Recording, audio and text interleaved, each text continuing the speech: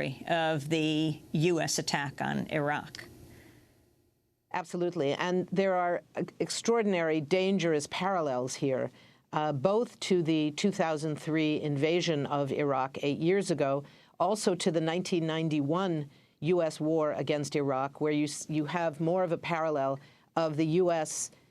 Bribing and threatening and punishing other countries to force a vote in the UN Security Council to bring a veneer of legality, even though there was no real legitimacy, just as they did this time. You had, in this case, a vote of 10 in favor and 5 abstentions. No one voted against. And one of the big issues, of course, is why Russia and China, who both were against this resolution, did not vote against it, which would have stopped it, would have vetoed it.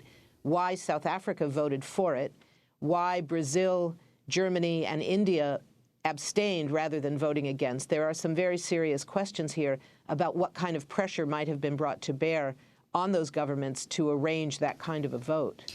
Phyllis, talk about the role of the Arab League and the African Union.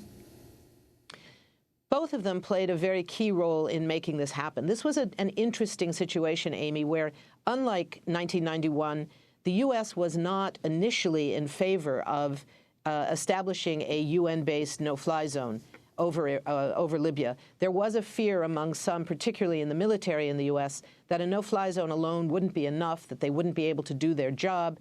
And for some, they said, well, we shouldn't endorse it. The position of Hillary Clinton, the U.S. ambassador to the UN, Susan Rice, Samantha Powers, others in and around the State Department said, well, in that case, let's get a different resolution. Let's get a resolution that goes way beyond a no-fly zone. And to do that, we can only do it with legitimacy, according to President Obama's own view, if we have the Arab League and African support. As a result, they went to the Arab League, were able to get the Arab League to support a rather vague resolution before the UN voted that said there should be a no-fly zone. It was very cautious, and it made a lot of caveats about how there should be no foreign troops on the ground, no real foreign intervention, but it did support a no-fly zone. The African Union was far more reticent, and ultimately it became clear that the African Union was not going to sign on. So we heard a shift in the position of the U.S. administration, where all of a sudden we were no longer hearing that we need Arab and African support. We were just hearing we need Arab support, because that's what they knew they could get. They did not get the African Union on board. And indeed, as you mentioned, since the bombardment began, which of course has gone way beyond a no-fly zone, as according to the UN resolution, the African Union has tried to send a delegation to Libya to begin negotiations between the two sides. The UN refused to give them permission. It's not clear who was in that position of authority to authorize or not authorize, and in this case refused to authorize the African Union delegation from going to Libya. The position of the Arab League has shifted as well. As you mentioned, the head of the Arab League, Amr Moussa, the Egyptian, has said that what the U.S. and the French and the Brits have done has gone way beyond the no-fly zone that the Arab League supported, even though Lebanon, as a member of the Security Council, the only Arab member of the Council, voted in the name of the Arab group, the Arab League itself, saying that they supported the UN resolution, which of course called for military strikes far beyond a no-fly zone. So right now, the U.S., the French, the Brits, along with several other European countries, Belgium, the Netherlands, Italy, are carrying out a military attack on Libya without support from either Arab or African forces. What's their goal, Phyllis, finally? This is the big question. There's no question that the political goal is the ouster of Muammar Gaddafi. The UN resolution is very clear that the only use of military force can be for the protection of civilians, not for the ouster of anyone. So there have been separate statements, we want Gaddafi out, Gaddafi has lost legitimacy, etc., statements that seem to indicate that even negotiations might not be acceptable. But the official position of the military is we are there to protect civilians. How that's going to happen if bombing raids continue on Libyan cities is a very big question. Phyllis Bennis, thank you very much for joining us, directing the New Internationalism Project at the Institute for Policy Studies. Among her books, Calling the Shots: How Washington Dominates Today's United Nations. When we come back, the historic journey of former President Jean-Bertrand Aristide to Haiti. Stay with us.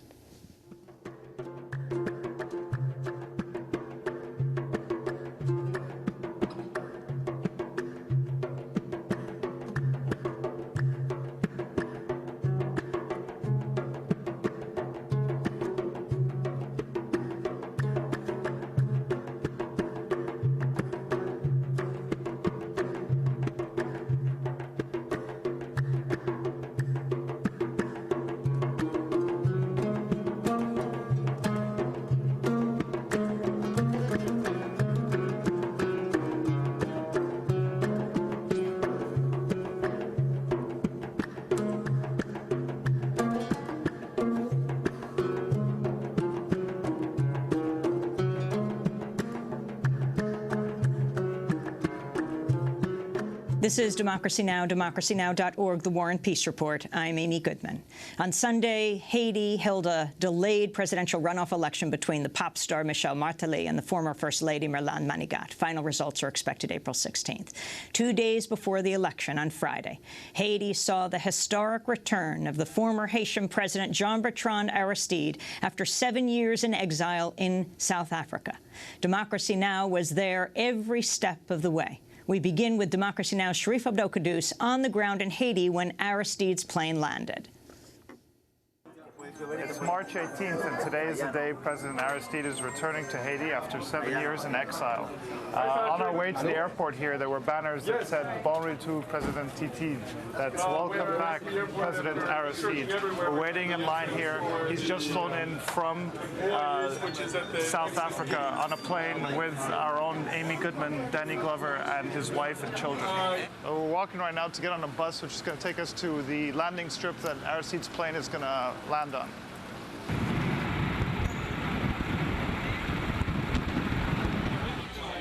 It looks like the plane of Jean-Bertrand Aristide has landed in Haiti. It's been 7 years since he's been here. He was taken in what he called a modern-day kidnapping in the service of a coup d'etat backed by the United States in 2004. He is now back again in defiance of the United States.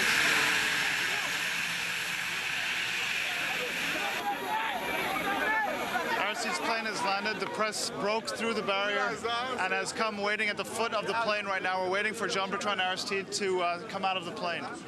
Hi, I'm Amy Goodman. We're here in Port-au-Prince. The president has landed. We are here in the plane. James Early of the Smithsonian and Danny Glover are the first to step outside. Thank you. And here comes Danny. How are you feeling today, Danny? Amazing. It's really quite exciting. Danny Glover just said he is feeling amazing. Ira Kurzban, your thoughts as we deplane in Haiti? Well, I promised myself this would happen 7 years ago, and we're very happy about it.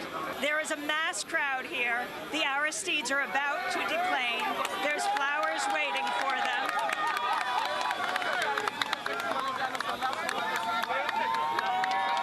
I'll be standing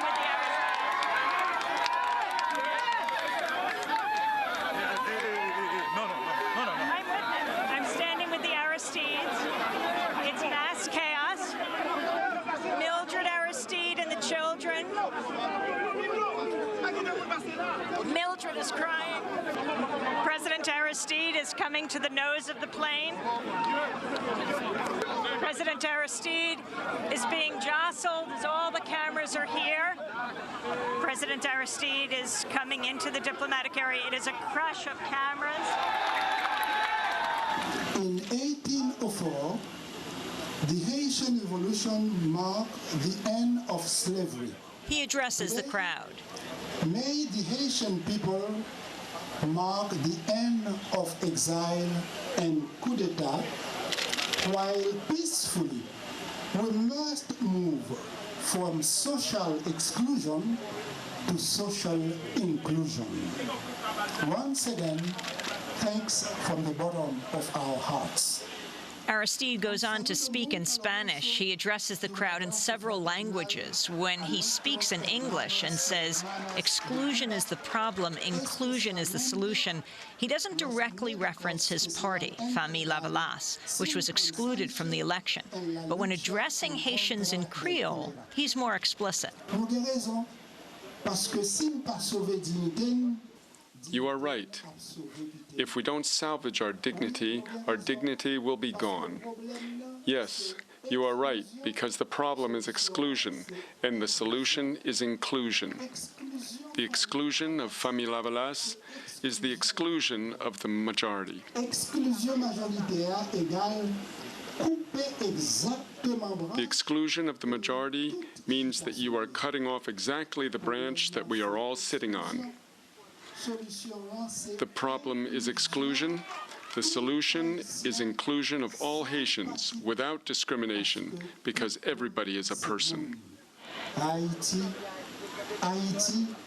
Haiti, Haiti, the further I am from you, the less I breathe. Haiti, I love you, and I will love you always, always. After the speech, President Aristide moves inside the airport to thank the delegation that helped bring him home. Democracy Now! Had the exclusive coverage of the flight. We stopped in Dakar, Senegal, and to see the Aristides' joy as they looked out on their country, on Haiti, was something that is hard to put into words. After 7 years in exile, the Aristides have returned, twice ousted in a U.S.-backed coup. In 1991, ousted for 3 years, then came back as president.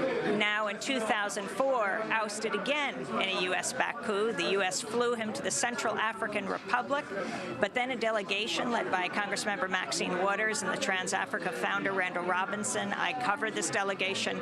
We flew to CAR, the Central African Republic. They got the Aristides, and they brought them back to this hemisphere, to Jamaica, but they couldn't come back into Haiti and ended up in exile in South Africa for 7 years. Now the president returns not as president of Haiti, but as resident. James Early of the Smithsonian is one of the people who accompanied President Aristide home on this delegation. In fact, he had just been with him 3 weeks before in South Africa. I feel extraordinarily happy for a citizen of Haiti who has been placed in exile, and I feel extraordinarily happy for the citizens of Haiti who have expressed their admiration and pride and confidence in him. He really is a social individual. This really is not about him alone. It's about what he represents, and I'm very disappointed that the government of the United States has used such diplomatic currency against this individual. It's just absurd. It has not worked. It discredits us being sincere in the international arena, and it really limits our ability to show our virtues. So I'm happy, and but as a citizen from the United States, I'm a little saddened by the views expressed by our government, which has not contributed, in my view, to an environment of peace and open debate among people. So this is in many ways less about support for former President Aristide as an individual, as it is about a citizen's right in his or her country and the rights of his or her fellow citizens to say we love and admire you and we want you amongst us. President Obama called South African President Zuma last week, urging him not to fly the Aristides back to Haiti. But the South African government said they would not cave to pressure. A South African government representative accompanied the Aristides on their trip from Johannesburg to Port-au-Prince. Matsidiso. And your thoughts as you arrived in Haiti? I also feel so overwhelmed seeing the welcome, the reception that Mr. Aristide received. I'm so proud of South Africa having hosted him all these years and brought him back healthy. Okay. The family is now stepping out. Mildred Aristide, Christine, and Michael. They're 12 and 14. We'll go with them. Okay, everyone's jumping on the car as the Aristides leave. We're going to try to get in this car here. Can we get in the car? Where were the delegation?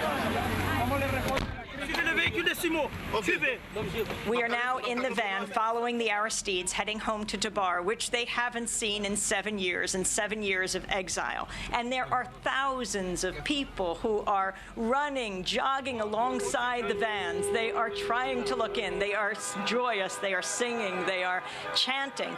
Kim Ives is with us here in the van. Kim is with the newspaper Haiti Liberté. Kim, what are some of the things that they're saying? Some of them are saying, Lakai c'est Lakai, home sweet home. Bon retour, welcome back, Aristide. Good welcome. Aristide, ou important pour nous. You are important for us. We see all sorts of different signs expressing love. Aristide, we love you. Aristide, we've been waiting for you. Finally, je viens. The days have been going by. It's so many signs of love. There is a crush of people who have accompanied the Aristides from the airport in Port-au-Prince to their home in Tabar. Tens of thousands of people, T-shirts that say Aristide, signs that say Bon Retour, Good Return, Cité Soleil, we support you, Pétionville, we support you. Now this is the historic home of the Aristides, which they were forced out of in the coup on February 29th, 2004. The crush of people when we got to Tabar was astounding. I mean, from the airport, tens of thousands of people were running and jumping, holding placards and signs. We got into the Aristides' house through a side window, but though friends are inside, there's so many people who have come out to greet the Aristides. It has been going on for hours. Just after we got in, at the front door, there was a huge clamor. And it was the Aristides coming in, but they could barely get in. They were being pulled through. First the children, then Mildred Aristide, then President Aristide himself.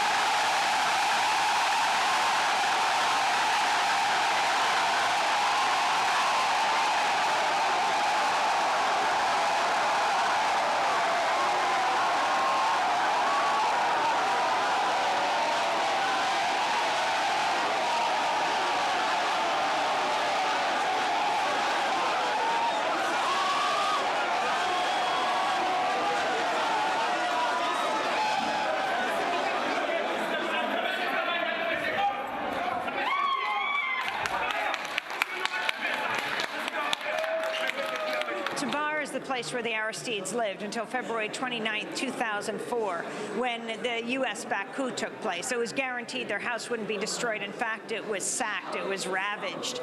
And the medical school that President Aristide established and took so much pride in, well, it was turned into a U.S. military barracks, and the students were then sent to Cuba to get a medical education. Some of them came here to greet President Aristide today. My name is Dr. Tubi Kobel. And did you train at the medical school, President Aristide's medical school? Yes, we start a medical school at Fondation Aristide University at 2001. After 2004, we go at Cuba to finish medical school, and now we are there in Haiti to help Asian people. 2004, what happened to the medical school after the coup? In 2004, military take the medical school and put military base in the medical school. Which military? United States? United States military. After Aristide left, they take the university and to put a military base in the university. Over in the next room, I spot a close friend of the Aristides who's been deeply involved in their history. Well, Franz Gabriel, we meet again. The first time was in the Central African Republic, where the Aristides were sent in the coup of 2004. And then after the earthquake, we saw you at the airport. Talk about the significance of this day. You were with them. You went with them to the Central African Republic. I did. That was immediately after the kidnapping. Who kidnapped? We were kidnapped right out of this house. It was early in the morning, and they took us in a unmarked aircraft all the way to... Who took you? The military. The U.S. military. Uh-huh. Yeah. From the U.S. Embassy here. Luis Moreno? Luis Moreno was the political attaché. And he was the one that penetrated, knocked at the door, and then we opened up. And then he said to the president, he said, President Aristide, 10 years ago I was here to welcome you when you came back from exile. I'm sorry that I'm the one that has to accompany you today. And that's how we left the house, and we ended up at the airport in a big white plane with no registration number and a big American flag. And then, we took off, and then, we ended up in Central Africa after a few stops. The State Department, the White House, Obama talked to President Zuma of South Africa and said not to bring them back to Haiti, but President Zuma defied that request and said that they would not bow to pressure. The White House, the State Department, has said that President Aristide left willingly on February 29th, 2004. No. I'm a witness of that, and it was not willingly that the president left, because all the people that came in to accompany the president were all military. Having been in the U.S. military myself, I know what a GI looks like, and I know what a special force looks like also. So I was here, and I knew that these guys were part of a force, special ops, they call them. You have the Delta Force, which is special operations. You have the Green Beret, special operations. So those guys, they could be assimilated to either one, either the Delta or the Green Beret. And what attracted my attention was the fact that when we boarded the aircraft, everybody changed their uniform into civilian clothes. And that's when I knew that it was a special operation. So the Aristides did not leave willingly? Oh, absolutely not. Someone who leaves willingly leaves with suitcases, and then prepare for the trips. President Aristide left with the clothes on his back. President Aristide spent the afternoon upstairs greeting old friends and welcoming new visitors. Democracy Now!'s Sharif Al-Dokadous and I went up to say goodbye. Sharif had just come from Egypt. We asked Aristide about the Egyptian revolution. And when we saw the people today, the thousands, was it tens of thousands of people from the airport to here, do you think we're seeing something like that? Or was that equivalent when you were first elected in 1990 and 91, like Tahrir? Was that the Egypt uprising before the Egypt uprising? In fact, what I saw today reminded me of what we had in 1990 when we were campaigning and after the elections. That's exactly the same love expressed by the people. And someone earlier said that she saw a tsunami of love today. And I borrowed this image to express what I saw. Better having love than the opposite. And we will continue swimming in the love of the people, sharing love with the people, loving them. And as they are so bright, if you are faking, pretending that you love them and using beautiful words, they will smell it, they will get it. But if it's sincere, they will also get it. And that's the sincerity of love which we saw today. What is happening in Egypt, or what started in Tunisia, Egypt, and in the Arab world, we saw it here in 1986 when the people realized that they had to stand up and make a difference in changing their lives. And it happened in 1986. And I was very delighted to see it in the Arab world, where democracy prevailed and must prevail for some countries and for all the countries. It's not yet that, but it's a must for all those who are dreaming of a better life. Were you surprised to see the response today? No, I wasn't surprised. It was amazing to see the way they continue to express their love, but it wasn't a surprise. Well, it was something to see you burst through the door from the embrace of I don't know how many thousands of people. And I understood them because they suffer so much and for so long. Seeing that moment becoming a reality, it wasn't only me getting through the door of the house. It was millions of people getting through someone. That's why it couldn't be easy. And I understood it. Powerful as an experience. Yeah. So where do you go from here? I will continue to pay attention, to observe, to learn from them, and serve them by learning from them. Jean-Bertrand Aristide at his home in Haiti for the first time in 7 years. Special thanks to Hani Massoud, Sharifa Bokadous, Nicole Salazar, KK Keene, and Kim Ives. Coming up after break, our world broadcast exclusive with Jean-Bertrand Aristide on the plane en route to Haiti. This is Democracy Now! Back in a minute.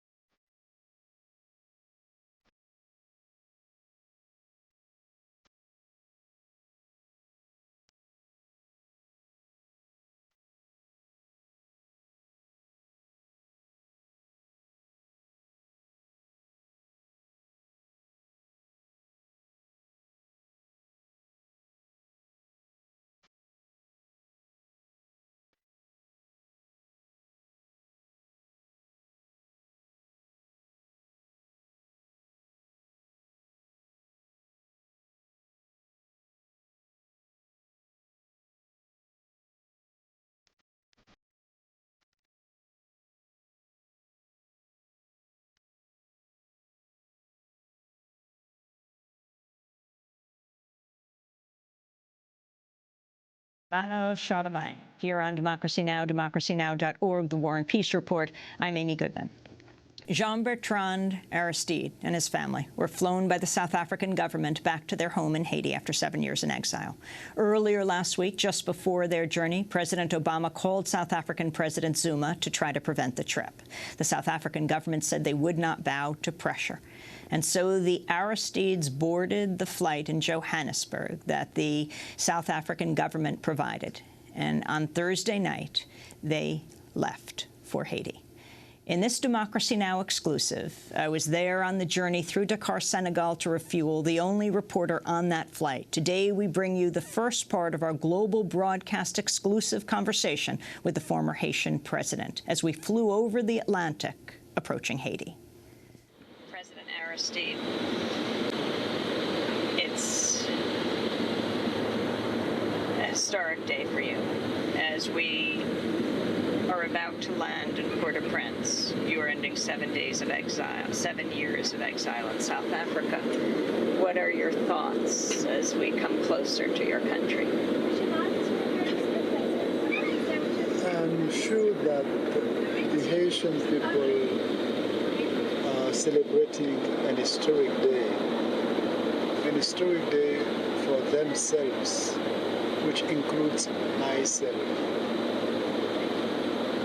They always said dignity, dignity, dignity.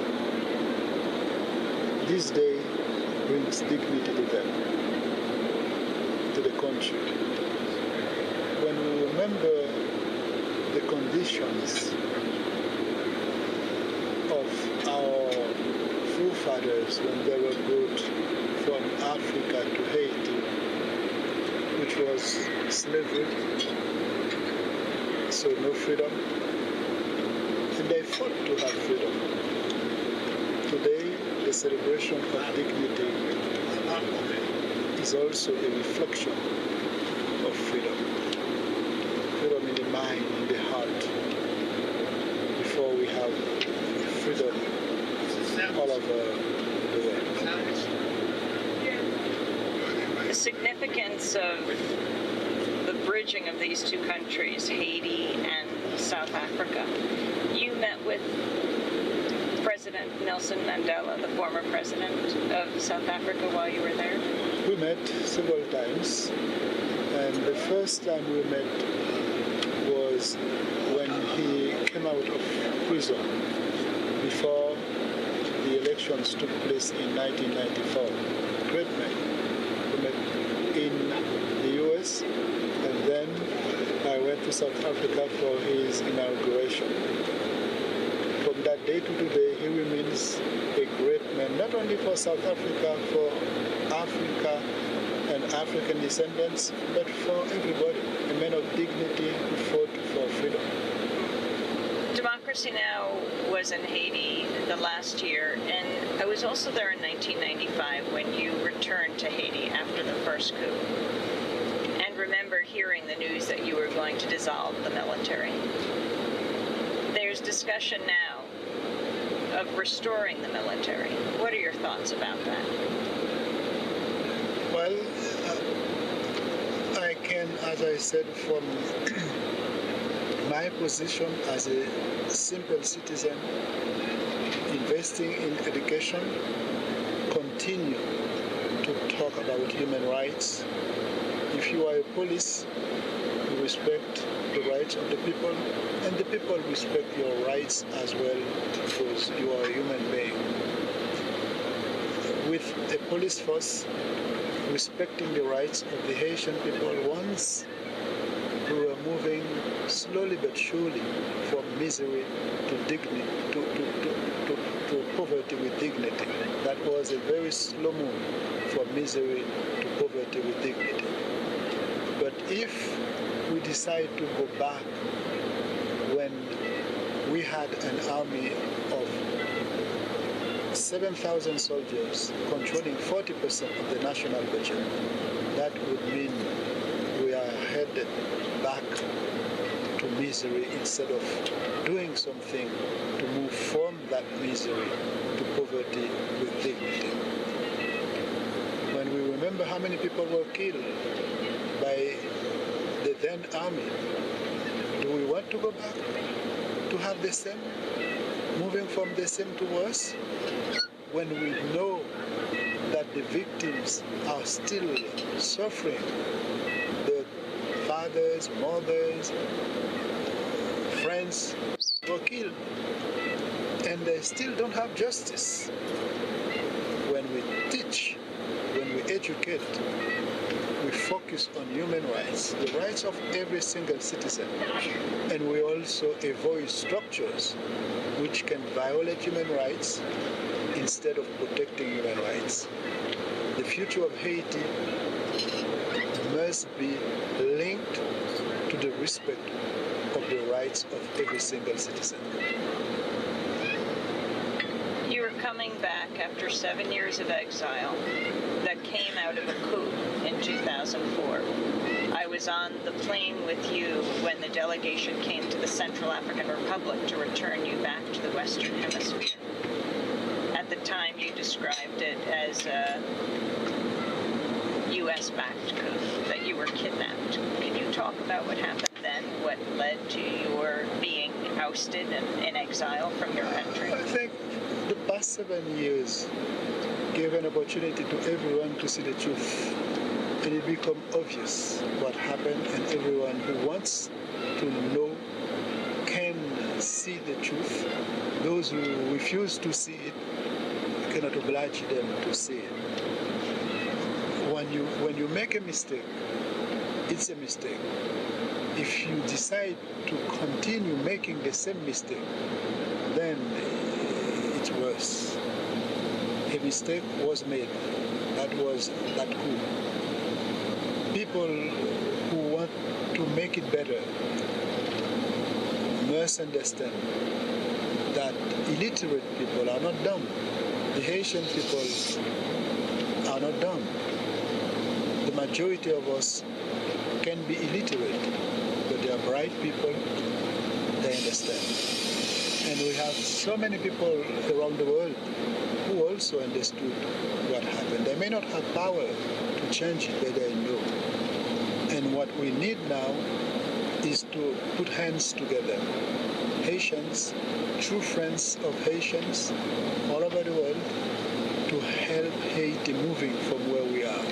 Because where we are 7 years after the coup is much more worse than what we had before the coup. So time is telling us that it was a mistake. We must recognize it, and we must transcend to put hands together and to change life. That's a must. You said everyone knew what happened. Tell us what happened. Maybe one day I will talk about it, but if you don't mind, if you allow me today, I would prefer to concentrate and to focus on the positive. The positive is your presence, the presence of the members of the delegations, like my husband, who started fighting for the Haitian people years ago. Danny Glover and others, those who cannot make it, like Deputy Maxime Waters, like Randall Robinson, and so many others, they want to keep moving forward with the Haitian people. And that positivity can be reflected through their commitment to help Haitians. And Haitians are the first saying, we are not begging for cents. We are just trying to do our best with dignity and welcoming friends who want to accompany us. So today, it's a great day because this is a day of hope where we know we should not let people kill our collective hope. And we know that with dignity, peace, solidarity, we will move from this great day to a better one. Can you tell us what's going to happen today? That was former Haitian President Jean-Bertrand Aristide on board the plane for his historic return to Haiti. We were about an hour out of Port-au-Prince, flying over the Atlantic. To see the full documentation of our trip, you can go to the website, democracynow.org. Tomorrow, we will play part 2 of our interview with Jean-Bertrand Aristide. If you'd like to get a copy of the show, you can go to our website at democracynow.org. Special thanks to KK Keene. In breaking news, I want to report the Libyan government has released 4 detained New York Times journalists 6 days after they were captured. And that does it for the show. Democracy Now! Is produced by a remarkable group of people: Mike Burke, Sharif Abdel-Quddus, Aaron Mate, Renee Feltz, Nermeen Sheikh, Steve Martinez, Nicole Salazar, Hani Massoud, Ravi Karen, Dina Guzdar. Mike DeFilippo and Miguel Noguera are our engineers. Special thanks to Becca Staley, Julie Crosby, Nick Gilla, Hugh Grand, Jessel Noor, Jessica Lee, Ryan Devereaux, Manal Khan, Vesta Godars. Our camera crew, John Randolph, Kieran Meadows, Rockam Penny, Kellan Innocent. Also special thanks to Kim Ives, KK Keene, as well as the whole team of reporters in Haiti. That does it for our show. I'm Amy Goodman. Thanks for joining us. Happy birthday, Miriam Barnard.